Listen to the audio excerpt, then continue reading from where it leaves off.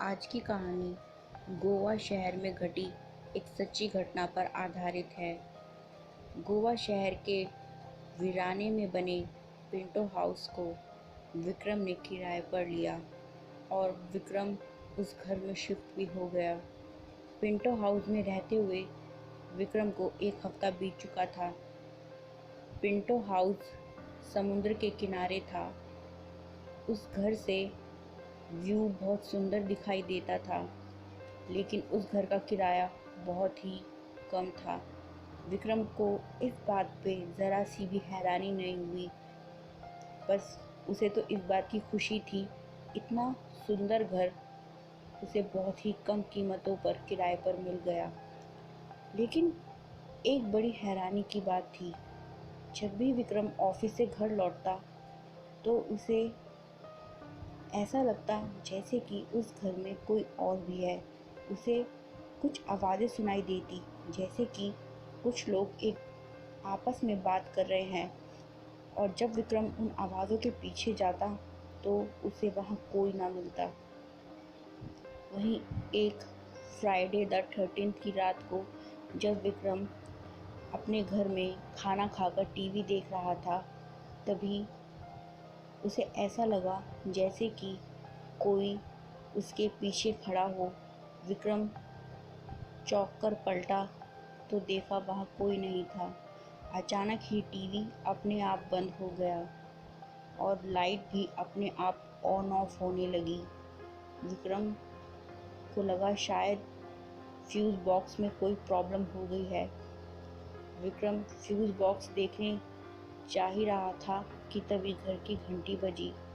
विक्रम ने दरवाज़ा खोला तो देखा उसके दरवाजे पर किसी ने इंसानी हड्डियाँ रखी हुई थी। विक्रम को बहुत गुस्सा आया और वो उस इंसान को देखने के लिए कुछ कदम आगे बढ़ा। तभी उसने अपने घर के गार्डन में कुछ डरावनी परछाइयाँ देखी जो उसी की तरफ बढ़ रही थी। विक्रम डर के मारे अपने घर के अंदर चला गया और उसने अच्छे से दरवाज़ा बंद कर लिया और वो चैन की सांस लेने लगा। तभी उसने एक बूढ़ी औरत को देखा जो कुछ बड़बड़ाते हुए विक्रम की तरफ बढ़ रही थी। देखने में वो बुढ़िया बहुत डरावनी थी। देखते ही देखते वो बुढ़िया हवा में कहीं गायब हो गई। विक्रम बुरी तरीके से डर गया और वो भागकर अपने कमरे में पहुंचा तो विक्रम को लगा जैसे कि कोई उसके बेड के नीचे है। विक्रम ने जब बेड के नीचे झांककर देखा तो उसने अपने बेड के नीचे एक डरावने से इंसान को देखा, जिसे देख वो बुरी तरीके से डर गया और चीख मारते हुए अपने पड़ोसी के घर पहुंच गया। जब उसने अपने पड़ोसी को अपने साथ घटी हुई सारी घटनाएं बताई तो उसके पड़ोसी ने उसे बताया कि जिस घर में वो रहता है उस घर की ज़मीन पर पहले एक कब्रिस्तान हुआ करता था, और जब से उस ज़मीन पर वो घर बना है तब से उस कब्रिस्तान की आत्माएं उस घर के अंदर भटकती है।